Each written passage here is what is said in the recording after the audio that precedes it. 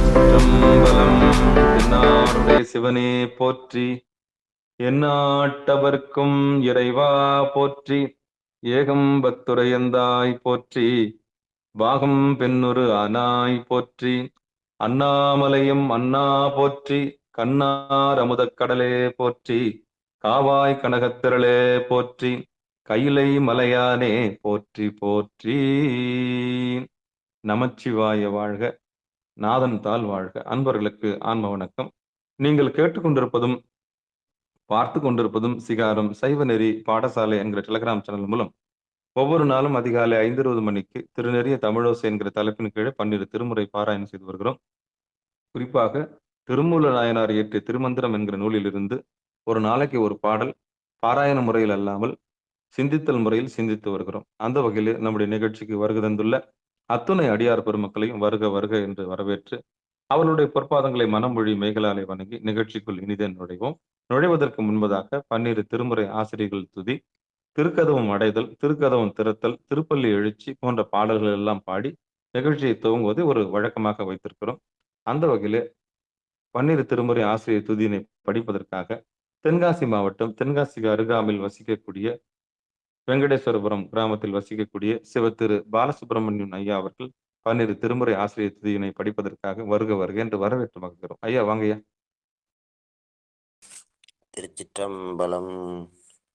12 திருமுறை அருளார்கள் போற்றி, பூழியர்கோன் வெப்புளித்த புகழியரோன்கள் போற்றி, ஆளிமிசை கல்மிதப்பில் அணைந்த பிரானடி போற்றி, வாழி திருநாவல்நூறு வந்தொண்டர் பதம் போற்றி, ஊழிமலி திருவாத ஊரான் திருத்தாள் போற்றி போற்றி, திருமாளிகை தேவர் திருவடி போற்றி, சேந்தனார் செம்பதுமச் செவடி போற்றி, கருவூர் தேவர் கடல் இணை போற்றி, பூந்துருத்தி நம்பிகாட நம்பிகளல் போற்றி, கண்டராதித்தர் கடலடி போற்றி, வேணாட்டடிகள் விரைகளல் போற்றி, திருபாலி அமுதனார் திருவடி போற்றி, புருஷோத்தம நம்பி பூங்கழல் போற்றி, சேதிராயரடிகள் சீரடி போற்றி, திருமூல நாயனார் திருத்தாள் போற்றி, திருவாலவாயுடையார் நிழல்தாள் போற்றி, காரைக்கால் அம்மையார் பூவடி போற்றி, ஐயடிகள் காடவர்கோன் அருங்கலல் போற்றி, சேரமான் பெருமாள் சேவடி போற்றி, நக்கீர தேவர் நல்தாள் போற்றி, கல்லாட தேவர் கடல் அடி போற்றி, கபில தேவநாயனார் கடல் இணை போற்றி,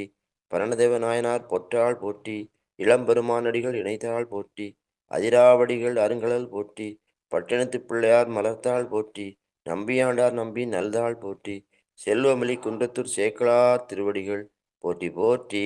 திருச்சிற்றம்பலம். நன்றி ஐயா.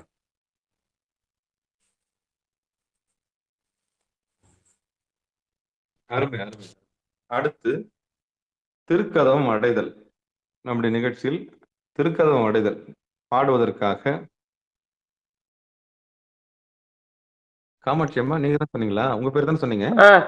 ஆமா, காஞ்சிபுரம் மாவட்டம் காஞ்சிபுரத்தில் வசிக்கக்கூடிய சிவத்திருமதி காமாட்சி குமார் அம்மையார் அவர்கள் வாங்கம்மா. திருச்சிற்றம்பலம். அருட்பெருகு தனி கடலும் உலகுக்கெல்லாம் அன்பு செறி கடலுமாம் எனவும் ஓங்கும் பொருட்சமய முதற் சைவ நெறிதான் பெற்ற புண்ணிய கண் இரண்டெனவும் புவனம் உய்ய இரு கடவுள் உண்டவரும் அருளும் உலகம் எல்லாம் என்றால் தன் திருவருளும் எனவும் கூடி தெருகலை ஞான கன்றும் அரசும் சென்று செஞ்சடை வானவர் கோயில் சேர்ந்தாரன்றே. தெருகலை ஞான கன்றும் அரசும் சென்று செஞ்சடை வானவர் கோயில் சேர்ந்தாரன்றே. திருச்சிற்றம்பலம். நன்றிங்க ஐயா. அருமை அருமை அருமை. அடுத்து திருக்கதவம் திறத்தல் பாடுவதற்காக தென்காசி மாவட்டம் தென்காசிக்கு அருகாமையில் உள்ள வெங்கடேஸ்வரபுரம் கிராமத்தை சேர்ந்த சிவ திருமதி மல்லிகா ராமகிருஷ்ணன் அம்மையார் அவர்கள் வாங்கம்மா. திருச்சிற்றம்பலம். பெருமான் பேரானந்தத்து பிரியாதிருக்க பெற்றீர்கள் அருமால் ஒற்று பின்னை நீர் அம்மாலிங்கி அறற்றாதே திருமாமணி சேர் திருக்கதவம் திறந்த போதே சிவபுரத்து திருமாலரியா திருப்புயங்கன் தெருத்தாள் சென்று சேர்வோமே. நன்றிங்க ஐயா. திருச்சிற்றம்பலம். நன்றி சாமி.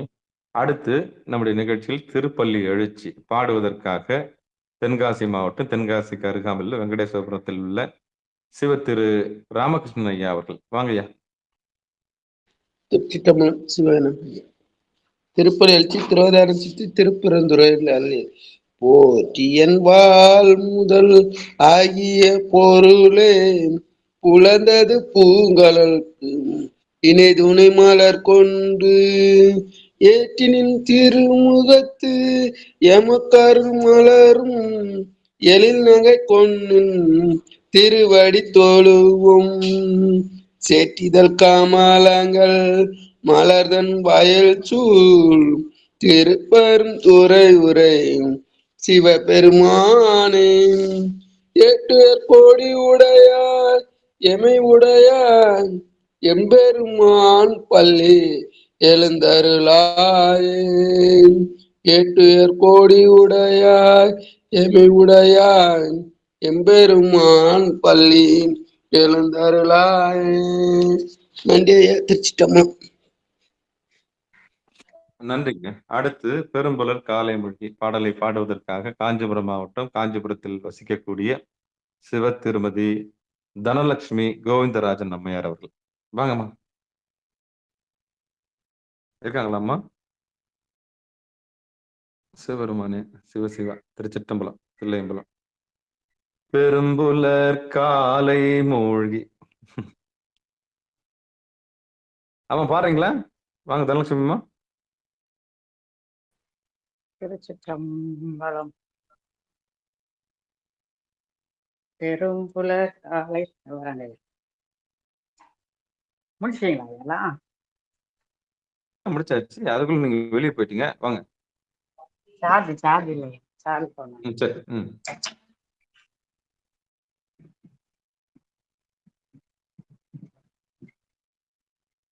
திருச்சிற்றம்பலம்.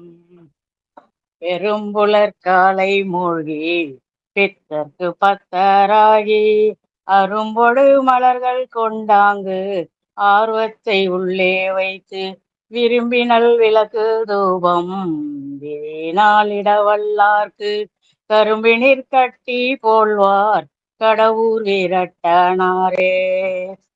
கரும்பினில் கட்டி போல்வார் கடவுர் வீரட்டனாரே. நன்றிங்க ஐயா. திருச்சிற்றம்பலம். அருமை அருமை. திருச்சிற்றம்பலம். தென்னாடுடைய சிவனே போற்றி, எந்நாட்டவர்க்கும் இறைவா போற்றி, ஏகம்பத்துரையந்தாய் போற்றி, பாகம் பெண்ணொரு ஆனாய் போற்றி, அண்ணாமலையம் அண்ணா போற்றி, கண்ணாரமுத கடலே போற்றி, காவாய் கனகத்திரளே போற்றி, கையிலை மலையானே போற்றி போற்றி. அன்பர்களுக்கு ஆன்ம வணக்கம்.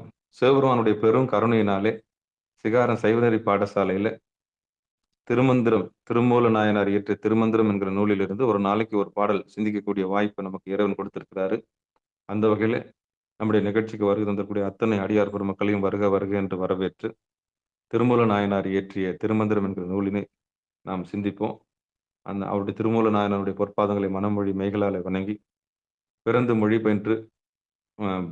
மொழி பயின்று நம்ம எல்லாம் ஒரு ஆளாக்கிய தாயும் தந்தைக்கும் அப்புறம் உலகத்துக்கு குருவாக வந்து இந்த உலகம் என்னதென்று சுட்டி காண்பித்த காரிய குருவுக்கும், பிறகு அந்த காரியத்துக்கு பின்னாடி இருக்கிற காரணத்தையும் காண்பிச்ச அந்த நாராயண குருவுக்கும், அடுத்து அந்த நாராயணனுக்கு அப்பா இருக்கிற சிவகுரு என்று சொல்லக்கூடிய நம்முடைய ஜீவனை நமக்கு அறிமுகப்படுத்தியவனுக்கு சிவகுரு என்று பெயர். அது குரு நடுவிலே இருக்கிறது, எங்கும் தேட வேண்டாம்னு சொல்லி நமக்கு உண்மையை சுட்டி காண்பித்த அந்த உண்மையான மெய்ஞான குருவுக்கு உடல் பொருள் ஆவி அத்தனையும் சமர்ப்பித்து நிகழ்ச்சிக்குள் இனிதே நுழைவோம். குருவருள் இல்லை என்றால் திருவருள் இல்லை. அப்படி நம்முடைய அறியாமை நீக்கக்கூடிய நம்மையெல்லாம் ஒரு பொருட்டாக நாய் சிவிகை ஏற்றி வைத்த அந்த பெருமானுடைய குருவருளுக்கும் திருவருளுக்கும் மனம் உடல் பொருள் ஆவி அத்தனை சமர்ப்பித்து நிகழ்ச்சிக்குள் இனிதே நுழைவோம். திருச்சிற்றம்பலம் தில்லையம்பலம். திருமந்திரத்தில் 3ஆம் தந்திரத்தில் பரியங்க யோகம். அதாவது திருமந்திரத்தில் 3ஆம் தந்தத்தில் பரியங்க யோகம் அப்படின்ற தலைப்பின் கீழே 8வது பாடல் நம்ம சிந்திக்க இருக்கின்றோம். கடந்த 7 பாடல்கள்ல யோகத்தை பத்தி நமக்கு திருமூல நாயனார் சொல்லிட்டு வர்றாரு. சரியை, கிரியை, யோகம். சரியை, கிரியை, யோகம், ஞானம். இதுல முதல்ல 4 நெறியில இறைவனை அடையலாம். இறைவனை அடையக்கூடிய மார்க்கங்கள் சைவ சமயம் சொல்ற வழி என்னன்னா, சரியிலும் இறைவனை அடையலாம், கிரியையிலும் இறைவனை அடையலாம், அப்புறம் யோகத்திலும் இறைவனை அடையலாம், அப்புறம் ஞானத்திலும் இறைவனை அடையலாம். இந்த 4 வழியில இப்ப அடியன் வந்து அனுஷ்டானத்தை பத்தி காலையில பேசினேன். என்னங்க ஐயா, 1 மணி நேரம், 1 மணி நேரம், 3/4 மணி நேரம், 4 மணி நேரம், 3 மணி நேரம் கூட அனுஷ்டானத்தை நீட்டிக்கிறாங்க சில பேர். பாத்தீங்கன்னா 1 மணி நேரம் கூட நீட்டிப்பாங்க. அது வந்து சரியில வந்துரும். எம்பெருமான தொட்டு நீங்க சரியில வந்து அதுக்கப்புறம் கிரியையிலயும் வந்துரும். புறத்தே ஓடி போய் வழிபாடு செஞ்சு தொண்டு செய்யறது அது சரியை நெறி. அப்புறம் நீங்களே இறைவனுக்கு தொண்டு செஞ்சு தொட்டு பூஜை பண்றது கிரியை நெறி. அதுக்கப்புறம் பூஜை பண்ணி தெளிஞ்சு இறைவன் உள்ளதான் ஓங்காரமா இருக்கிறான்னு புரிஞ்சு நீங்களும் அவனும் காதலிச்சு காதலனும் காதலி போல தவத்துல உட்கார்றதுக்கு பேரு யோக நெறி. அப்போ நீங்க உண்டு அவன் உண்டுன்னு தனியா பிரிஞ்சு வர்றீங்கல்ல. அப்போ சரியை முடிஞ்சு தொடங்கும்போது கிரியை ஆரம்பிக்கும். கிரியை முடிஞ்சு தொடங்கும்போது அதுல ஒரு தெளிவு ஏற்பட்டு ஒரு யோகம் ஏற்படும். காதலன் காதலி போல 2 பேரும் உட்கார்ந்து நீங்க ஏகாந்தமா உட்கார்றீங்கல்ல, அதுக்கு பேரு யோகம்னு பேரு.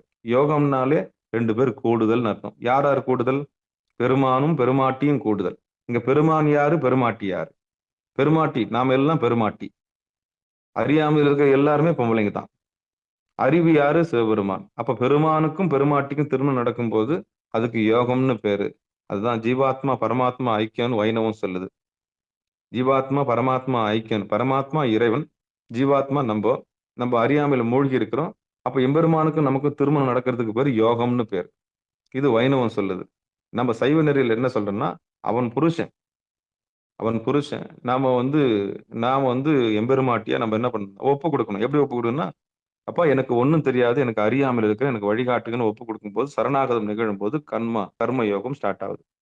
அப்போ யோகம் எங்க விளங்குதுன்னா, காதலிக்கும் போது வருது. அப்ப யாரை காதலிக்கணும்னா, எவன் படைத்து, காத்து, அழித்து, மறைத்து அருளுகிறானோ அவனை காதலிக்கணும். அதான் பற்றற்றானை பற்றுக. யார பற்றணும்? அப்ப இந்த நெறிக்கு தான் முதல் நமக்கு பூணூல் போட்டு விடுறது. இந்த இனிஷியல் எல்லாம் எதுக்குன்னா, இதுதான் வந்து ஆரம்ப கட்ட பாடம். இதுதான் ஒரு நல்ல சிவனடியார் தன் குழந்தைக்கு முதல்ல போதிக்கிறது என்னன்னா, நாங்கெல்லாம் உடல் கொடுத்தோம். ஆனா நீ பிடிச்சுக்க வேண்டிய இறைவன் உனக்கு ஒருத்தன் இருக்கிறான். அவன் தான் தாயுமானவன். அவனை பிடிச்சுக்க அப்படின்னு சொல்லிட்டு தான் அந்த தீட்சைன்னு அதுக்கு பேரு.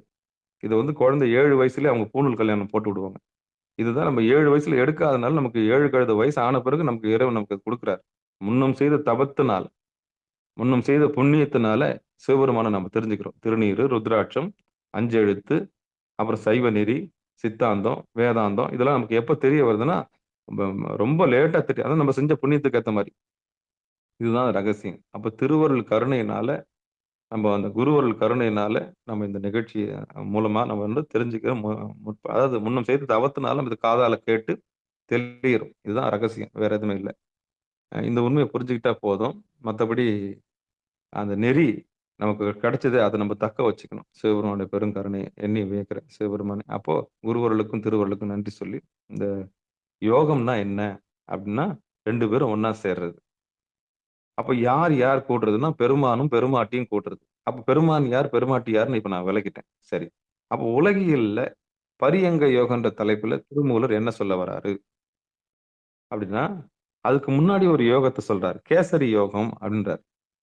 புருவ நடுவிலே அதுக்கு சாம்பவி முத்திரை. சாம்பவி முத்திரை ஒண்ண வச்சே ஒரு பெரிய நிறுவனம் இன்னைக்கு பேர் வாங்கிருச்சு. பிப்ரவரி 15ஆம் தேதி கொண்டாட போறோம். அவரோட வந்து கொண்டாடுங்கன்னு உலகம் ஃபுல்லா அன்னைக்கு சொல்லுதுன்னா, அதுதான் சாம்பவி முத்திரை. அதுதான் கேசரி யோகம். கேசரி யோகத்தினுடைய மறுபேர் தான் சாம்பவி முத்திரை.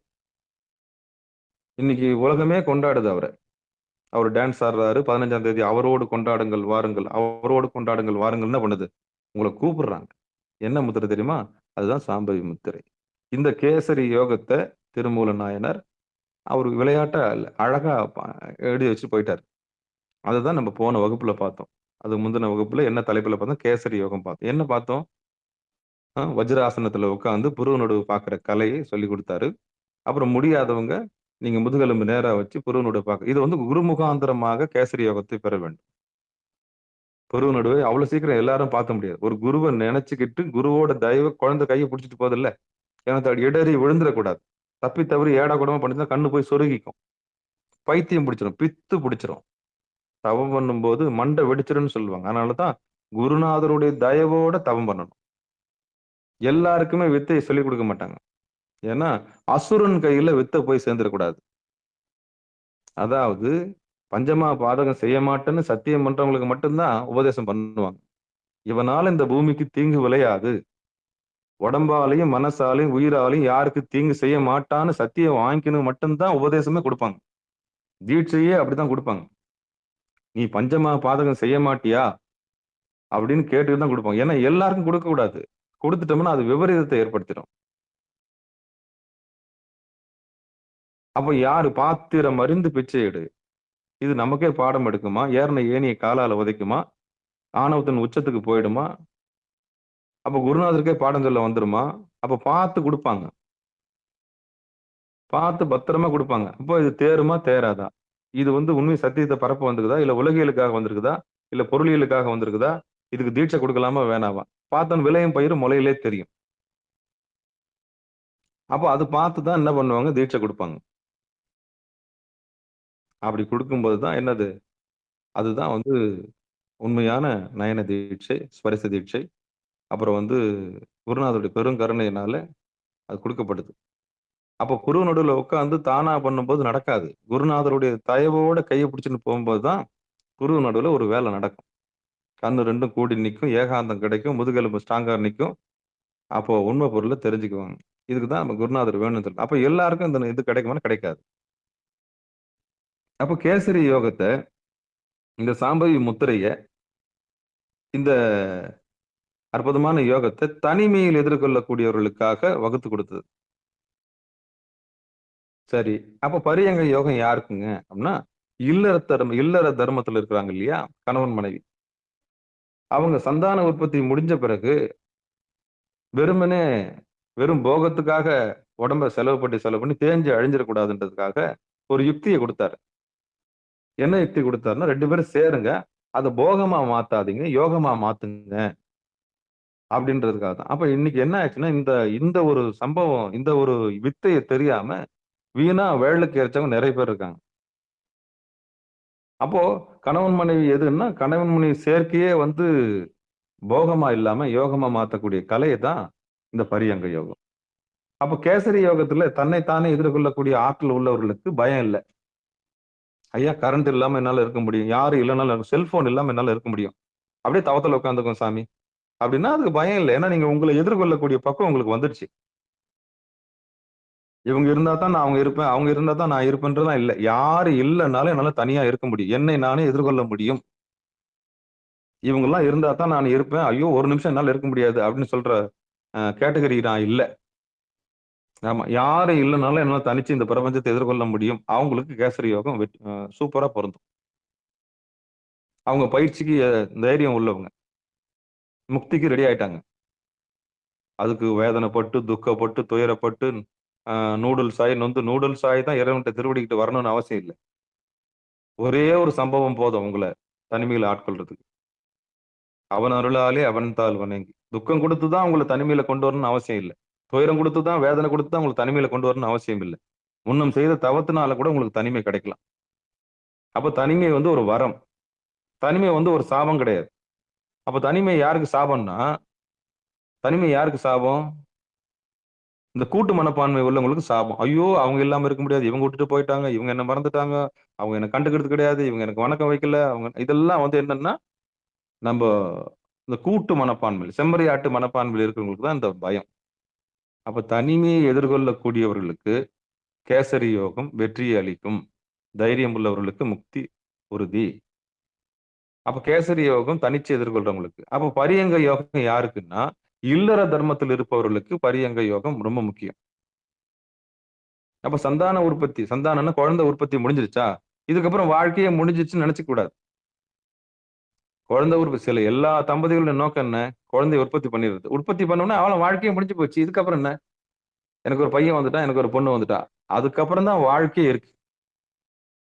அதுக்கப்புறம் தான் வாழ்க்கையே இருக்கு. அதுக்கப்புறம் தான் தவம் இருக்கு. அப்ப ஒரு கணவன் மனைவியை எப்படி திருப்திப்படுத்துறது, மனைவியை கணவனை எப்படி திருப்திப்படுத்துறது, எப்படி ஏகாந்தமா இருக்கிறது. 2 பாம்பு. அதனாலதான் 2 பாம்பு பின்ன சிலைய வந்து வணக்க வைப்பாங்க. அதாவது வணங்குவாங்க. இந்த அரச மரத்துக்கு கீழ 2 பாம்பு பின் இருக்கும். நடுவுல லிங்கம் இருக்கும். சில கோயில்கள்ல கிருஷ்ணர் இருப்பார். அது என்ன அர்த்தம்னா, ஒரு கணவனும் மனைவியனும் 2 பேரும் சேர்ந்து பரியங்க யோகத்துல இறைவனை அடையலான்றதுக்கான அடையாளம் தான் அந்த சிலை. எத்தன பேருக்கு இது தெரியும்? அது நாகதோஷத்துக்கு போடுறாங்கன்னு சொல்லிட்டு நம்ம நினைச்சுக்கிறோம். சத்தியமா அது இல்ல. அதுதான் பரியங்க யோகம். கீழ ஒரு பாம்பு பின் இருக்கும். அந்த ஜாயிண்ட்டுக்கு ஒரு பொட்டு வைப்பாங்க. மேல ஒரு ஜாயிண்ட் பின் இருக்கும் பாம்பு. அந்த ஜாயிண்ட்டுக்கு ஒரு பொட்டு வைப்பாங்க. அதுக்கப்புறம் 3வதா மார்புல ஒரு ஒரு ஜாயிண்ட் இருக்கும். அதுக்கப்புறம் தலை 2ம் கூடி இருக்கும். அந்த இடத்துல லிங்கம் இருக்கும். எத்தன பேர் இத கவனிச்சிருக்கிறீங்க? இதுதான் பரியங்க யோகம். இன்னைக்கு டாக்டருங்கலாம் இந்த சிம்பல் வச்சிருக்காங்க. பார்த்திருப்பீங்க. இந்த டாக்டர் இருக்காங்கல்ல, டாக்டர்ஸ் எல்லாம் சிம்பல் பார்த்தீங்கன்னா, இந்த 2 பாம்பு பின்னத மாரியே இருக்கும். எத்தன பேர் இத கவனிச்சிருக்கிறீங்க? 2 பாம்பு பின்ன மாரியே இருக்கும். பின்னு நடுவுல ஒரு கொம்பு ஒரு ஒரு ஒரு தூண் மாரி இருக்கும். அதான் பரியங்க யோகம். அப்போ இதுதான் நம்ம வழிபாடு செய்றோம். அரச மரத்துக்கு கீழ நாகதோஷமா? இந்த மாரி 2 பாம்பு பின்ன மாரி ஒரு லிங்கத்த வச்சு விட்டுரு. உனக்கு கல்யாணம் சீக்கிரம் நடந்துரும். நீங்க கச்சபேஸ்வரர் கோயிலுக்கு போனீங்கன்னா, இதுக்கு இந்த சிலைக்கு பஞ்சமே இருக்காது. அந்த குளத்துக்கு மேல நீங்க பார்க்கணுமே, அப்பா! அத்தன பரிகாரம் நடந்திருக்கும். ஆனா, யோகம் அதுதான். அதான் பரியங்க யோகம். ஒரு கணவன் மனைவி எப்படி இருக்கணும்னா, இந்த பாம்பு மாரி இருக்கணும். அப்போ கீழ மூலாத இடுப்பு சேர்ந்திருக்கணும், வயிறு சேர்ந்திருக்கணும், மார்பு சேர்ந்திருக்கணும். அப்புறம் வந்து உதடு, தலை சேர்ந்திருக்கணும், கண்ணு 2ம் பொருள் நடுவுல இருக்கணும். அப்போ போகத்துக்கு போகாம யோகத்துக்கு போற கலையை கத்துருக்கணும். அது குருநாதர் மூலியமா கத்துக்கணும். இததான் முதல்ல 7 பாடல் நமக்கு சொல்லிக் குடுத்தது. எப்படி சேரணும், எப்படி காதலிக்கணும், எப்படி அந்த மாட்ட உள்ள கூட்டின்னு வரணும், பச்சை புல்ல காமிச்சு இந்த மனசை எப்படி ஒடுக்கி கொண்டாரணும். அப்ப போகத்துக்கு கொண்டு போய் யோகத்துல நிறுத்துற கலையை தான் அந்த 7 பாட்டும் பார்த்தோம். இப்ப 8வது பாட்டு பார்க்க போறோம். பார்க்கலாமா? சிவசிவா திருச்சிற்றம்பலம். உண்ணாத யோகத்தை உற்றவராரென்னில் விண்ணார்ந்த கங்கை விரிசடை வைத்தவன் பன்னாரமுதினை பஞ்சக்கடிகையில் என்னாமென்றெண்ணி இருந்தார் இருந்ததே ஒண்ணாத யோகத்தை உற்றவராரென்னில் விண்ணார்ந்த கங்கை விரிசடை வைத்தவன் பன்னாரமுதினை பஞ்சக்கடிகையில் என்னாமென்றெண்ணி இருந்தார் இருந்ததே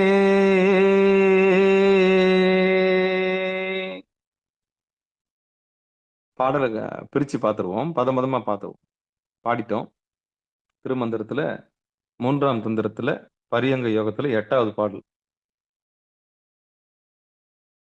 பதமா பார்த்துருவோம். ஒண்ணாத யோகத்தை உற்றவர் ஆரென்னில் விண்ணார்ந்த கங்கை விரிசடை வைத்தவன் பன்னார் அமுதினை பஞ்ச கடிகையில் என்னாம் என்றெண்ணி இருந்தார் இருந்ததே.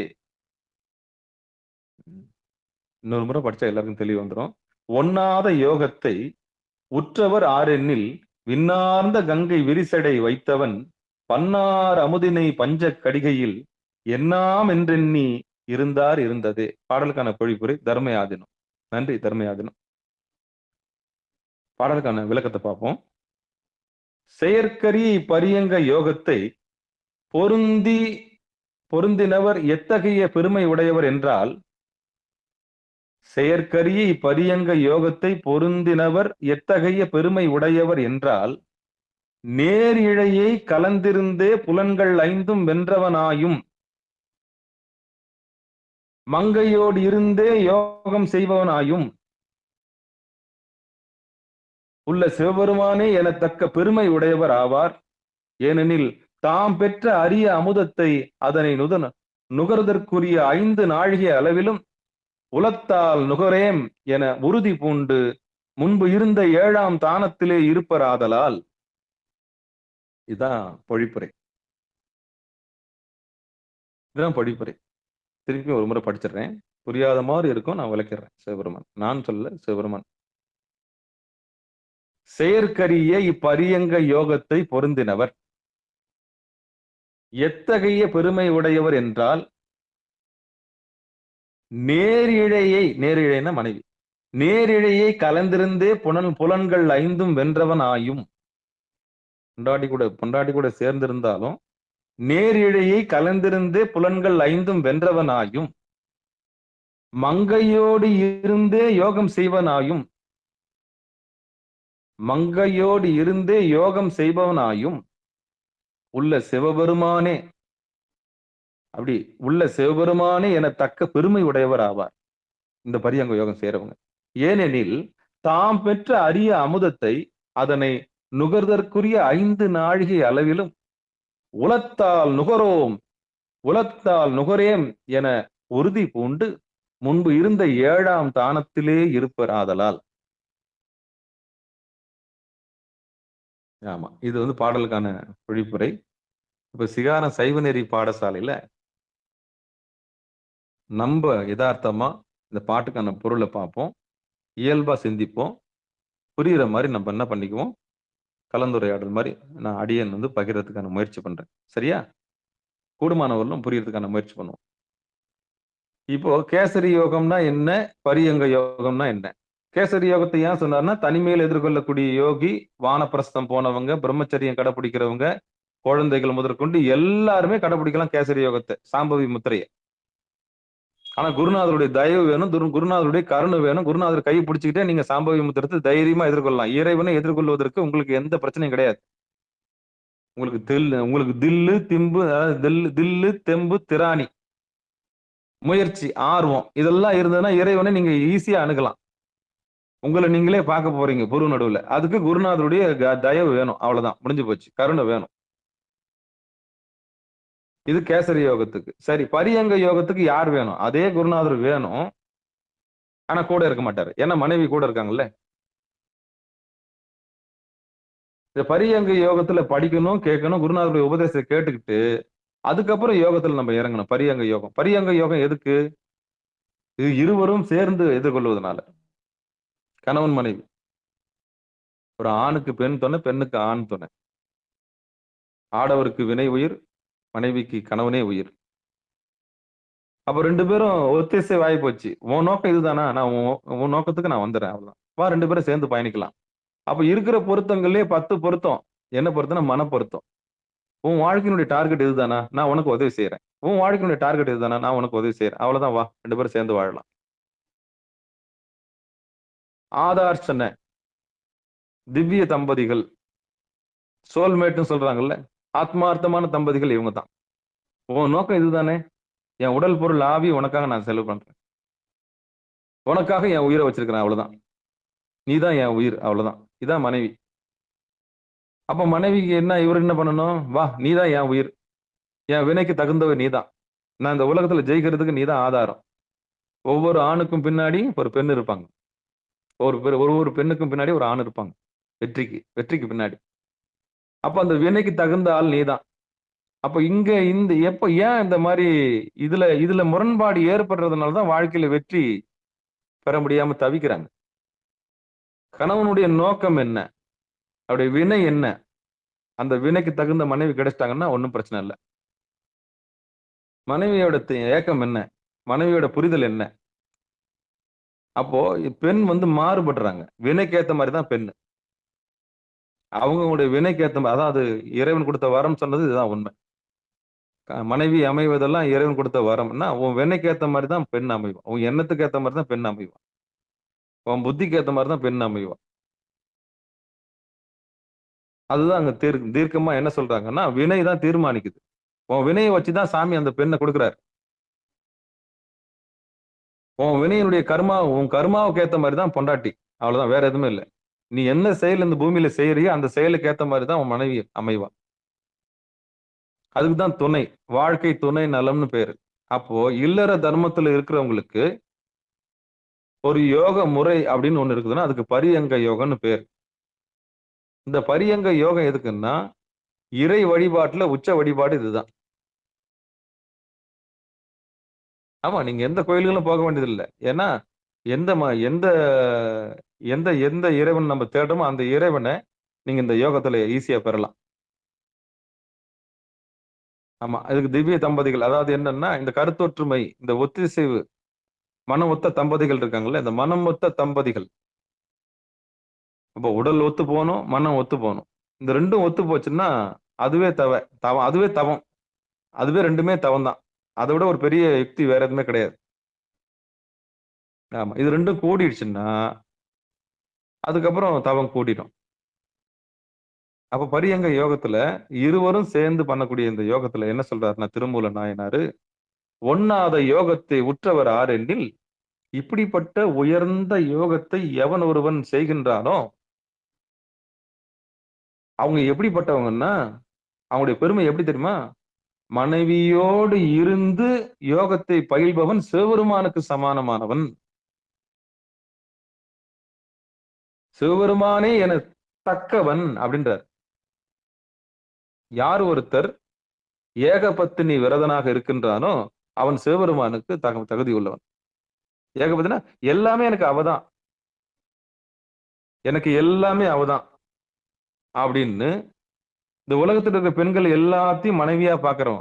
எல்லா பெண்களையும் ஒட்டுமொத்த தொகுதியா நினைச்சு மனைவிய பாக்குறவங்களுக்கு ஏகபத்தினி விரதன்னு பேரு. அதே மாதிரி உலகத்துல இருக்க அத்தனை ஆம்பளைக்கிட்டையும் போக முடியாது, பாக்குறவங்க எல்லாம் போய் புணர முடியாது. அப்ப அத்தனை ஆம்பளை சுரூபத்தையும் ஒன்னா நினைச்சு தன் கணவனா பாவிக்கிறது இருக்கு இல்லையா, அதுதான் ஏக புருஷன், ஏக பத்தினி. இப்படி யார் ஒருத்தர் ஏக பத்தினியாகவும் ஏக பத்தினி விரதனாகவும் மாறுறாங்களோ அவங்க ரெண்டு பேரும் யாருன்னா சிவபெருமானும் பார்வதி தேவி. அதான் சொல்ற, நேரிழையால் கலந்திருந்த புலன்கள் 5 வென்றவர்கள். அவங்க பொண்டாட்டி கூட சேர்ந்து இருந்தாலும் 5 புலன்களை வெல்லக்கூடிய ஆற்றல் அவனுக்கு இருக்கும். அதான் ஒரு பானை சோத்துக்கு ஒரு சோறு பதம். இந்த மாயை வெல்லுவதற்கு இதுதான் பாடம். இதுதான் ஒருவனுக்கு ஒருத்தின்னு சொன்னாங்க. ஆனா ஒருவனுக்கு ஒருத்தி யாருக்கு சாத்தியம்னா இதுதான் உலகத்தினுடைய இயல்பு. நிலையாமையை அறிந்து கொண்டவர்களுக்கு இந்த ஒருவனுக்கு ஒருத்தி சாத்தியம். நிலையாமையை அறிந்து கொள்ளாதவர்களுக்கு, மனம் மாறக்கூடியவர்களுக்கு ஒருவனுக்கு ஒருத்தி சாத்தியமே இல்லை. அப்ப யாருக்கு ஒருவனுக்கு ஒருத்தி சாத்தியம்னா, உலகத்தில் இருக்கிற அத்தனை பெண்களும் என் மனைவிதான் அப்படின்னு புரிஞ்சுக்கிட்டாங்கன்னா அவங்களுக்கு சாத்தியம். இந்த மாயிலிருந்து விடுபட்டவங்களுக்கு, இந்த உலகத்துல இருக்க எல்லா புருஷனும் என் கணவன் தான், அவனே ஏக புருஷனாக எனக்கு துணைவனாக வந்த வாழ்க்கை துணை நலம், அவ்வளவுதான். இவங்களுக்கு இந்த ஏகபத்தினி விரதத்தன்மை கண்டிப்பா பலிக்கும். அவங்க தான் யாருன்னா நேரிழையால் கலந்திருந்து புலன்களை வெல்லக்கூடிய ஆற்றல் பெற்றவர்கள். அவங்க மூலாதாரம், சுவாதிஸ்தானம், மணிப்பூரகம், அநாகதம், விசுத்தி, ஆங்ஜா, இதுல 7வது மலையை மட்டும் சிந்திப்பார்கள். புருவ நடுவை மட்டும் சிந்திச்சிருப்பாங்க. 2 பேரும் கூடி இருப்பாங்க. ஆனா சுக்கிலத்தையும் சுரோனத்தையும் செலவு பண்ண மாட்டாங்க. 2 பேரும் கூடி இருப்பாங்க, 2 பேரும் ஒன்னா இருப்பாங்க, பாம்பு பின்ன மாதிரி இருப்பாங்க. ஆனா புருவ நடுவுல கவனத்தை வச்சிருப்பாங்க. சுக்கிலத்தையும் சுரோனத்தையும் செலவு பண்ண மாட்டாங்க. இதுதான் வித்தை. போகம் பண்ற மாதிரி போய் யோகம் பண்ணி ஜெயிச்சிருவாங்க. இப்படி ஜெயிச்சவங்க யார் தெரியுமா? அவங்க தான் சிவனும் பார்வதி. இப்படி எந்த தம்பதிகள் ஜெயிக்கிறாங்களோ அவங்க பாக்குறது எப்படி இருப்பாங்களாம்? சிவபெருமானை போல இருப்பார்கள். என்ன சொல்றாங்க? ஒண்ணாத யோகத்தை உற்றவர் ஆரெனில் விண்ணார்ந்த கங்கை விரிசடை வைத்தவன் அவனுக்கு நிகர்ன்றாங்க. மனைவியோட இருந்தாலும் புலன்களை செலவு பண்ணாம, சுக்கிலத்தை செலவு பண்ணாம, சுரோனியத்தை செலவு பண்ணாம, ஆணுக்கு சுக்கிலம் பெண்ணுக்கு சுரோனிதம், இது ரெண்டுத்தையும் செலவு பண்ணாம, வீணா செலவு பண்ணாம அதை அப்படியே யோகமா மாத்தி இந்த 2 பாம்பும் பின்ன மாதிரி கொண்டாந்து கடைசியில 2 பாம்பு மூக்கு முட்டின்னு இருக்கும், பார்த்திருப்பீங்க சிலையில. அது மாதிரி மூக்கு முட்டி புரு நடுவுல நிக்க வச்சிட்டோம்னா அவங்க 2 பேரும் திவ்ய தம்பதிகள்னு பேர். அவங்க வாழுகிற சிவனும் பார்வதி மாதிரி. இதுதான் 2வது லைன் சொல்லுது. அப்ப 16 அமுதினை பஞ்சக்கடிகைகள்னா கொடுக்கப்பட்ட 5 நாழிகை. ஒரு பரியங்க யோகம் செய்யறதுக்கு எத்தனை நாழிகை? 2 மணி நேரம். இதுதான் 5 நாழிகை. அப்ப கணவன் மனைவி இந்த 2 மணி நேரம் இந்த மாதிரி பாம்பு பின்ன மாதிரி இருந்து புரு நடுவுல கவனத்தை வச்சிருந்தாங்கன்னா அவங்கள வெல்ல முடியாது.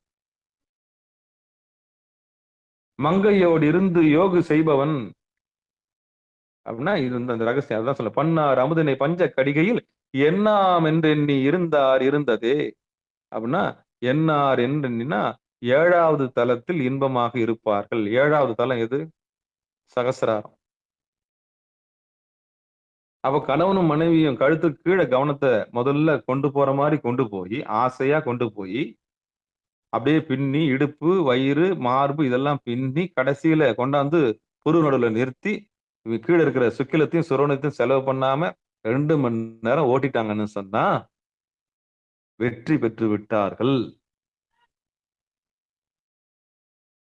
அவர்கள் வெற்றி பெற்றவர்கள் ஆவார்கள். அவங்களதான் சிவபெருமானுக்கு சமானம்னு சொல்றார் திருமூல நாயனார். ஏன்னா உயிர் நீர் அது. சுக்கில்ன்றது உயிர் நீர். அது அவ்வளோ உயர்ந்தது. வெந்த வெண்பொடி அப்படின்றது அதுதான். மந்திரமாவது நீர் அதுதான். வானவர் மேல் அது நீர் அதுதான். அதுக்குதான் நம்ம திருநீர் பூசுறோம். அந்த வெந்த நீரை கீழே வீணாக்காம அந்த வெந்நீரை கொண்டாந்து நெற்றில நிறுத்தணும். அதுக்குதான் திருநீரை நெற்றில பூசுறது. இதுதான் யோகத்தின் அடையாளம்.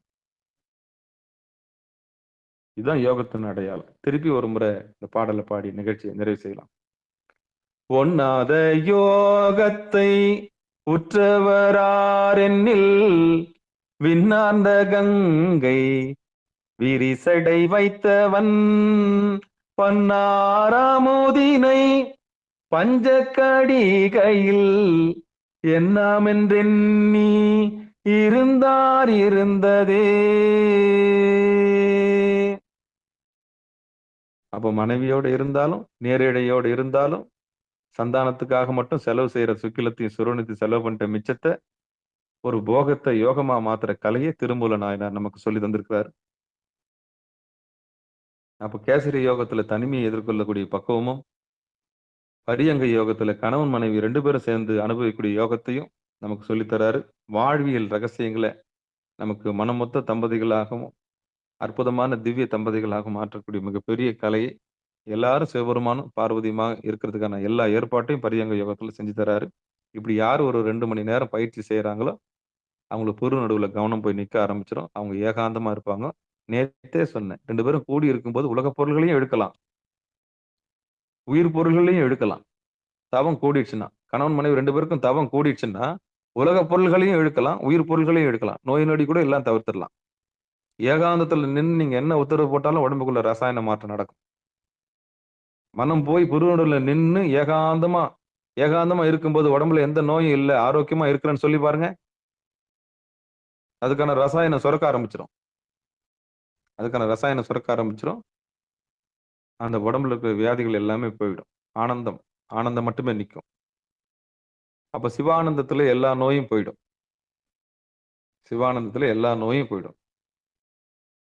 அப்ப இனிது ஏகாந்தம் இனிது. அப்ப ஏகாந்தத்தை கணவன் மனைவி 2 பேரும் சேர்ந்தும் பெறலாம், தனித்தும் பெறலாம். தனித்து பெறுவது கேசரி யோகம், 2 பேரும் சேர்ந்து பெறுவது பரியங்க யோகம்னு சொல்லி நிகழ்ச்சியை இனிதை நிறைவு செய்வோம். வாழ்த்து. மண்ணில் நல்ல வண்ணம் வாழலாம் வைகளும், எண்ணின் நல்ல கதிக்கு யாதுமோர் குறைவிலை, கண்ணின் நல்லதுரும் கழுமல வலநகர், பெண்ணின் நல்லாலோடும் பெருந்தகை இருந்தது. தனம் தரும் கல்வி தரும் ஒரு நாளும் தலவரியா மனம் தரும், தெய்வ வடிவம் தரும் நெஞ்சில் வஞ்சமில்லா இனம் தரும், நல்லனையெல்லாம் தரும் அன்பர் என்பவருக்கு கனம் தரும் பூங்குழலால் அபிராமி கடைக்கண்களே.